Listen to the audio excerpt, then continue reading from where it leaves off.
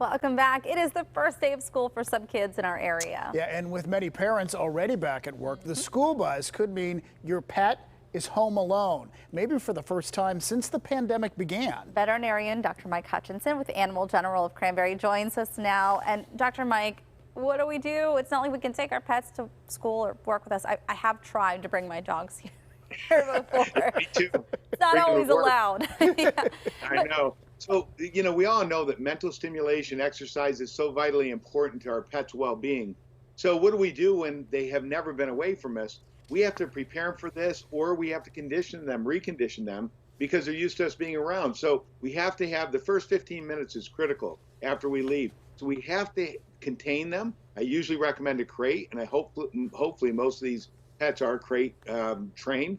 And so when you put them into the crate, give them something, a treat or a toy that you've already supervised, maybe a different toy every week, because that first 15 minutes, they need something to do. I like the treats that have food in them, because most dogs are food motivated. So if you put food in them, it gives them something to do. And then have a routine. Before you leave for 10, 15 minutes, get up earlier if you have to, spend time with them. When you get home, first thing you do is spend time with them. They will recondition and learn our schedules. Yeah. Can they tell how much time has passed? Like when you're away at work for, 8 hours as opposed to the grocery store for an hour, do they know the difference?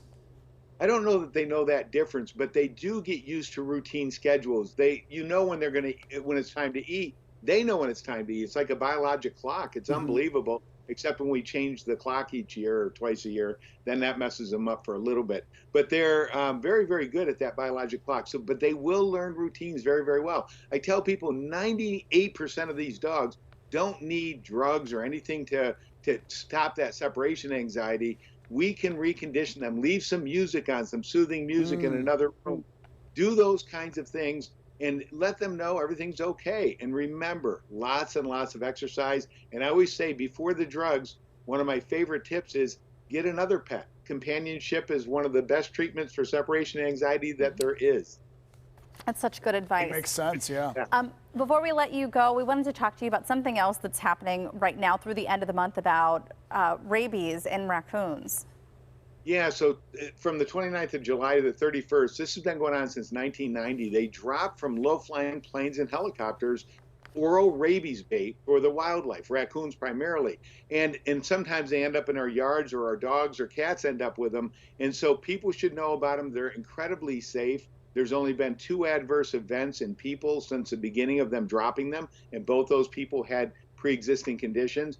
But they're safe. If you find them, put gloves on, try to throw them in an area where a raccoon might go away from pets and things like that, or just dispose of them if you're not sure. One of them is vanilla flavored, the other one's fish flavored. Raccoons like those 2 flavors, and it is very effective. That's why they do it every year. Western Pennsylvania is a hotbed for rabies every single year, so I think this program is excellent. I'm gonna have to look it up. I've never seen one of these baits, so I don't know what they look like, but good advice. Yeah, some of them look like a block, and then if they're broken, then one of them's pink and the other one's kind of a grayish charcoal looking.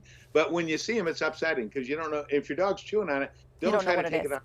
Right. Yeah, put gloves on. If he eats it, it doesn't hurt them. If they eat multiple baits, they might start vomiting. Then you would call your veterinarian. But it's not going to kill them. It's not going to hurt you.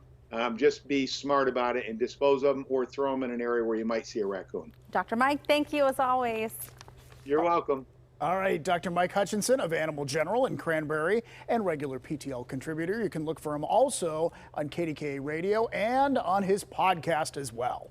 Well, she is the Black Widow baby. Scarlett Johansson and Colin just announced some exciting news.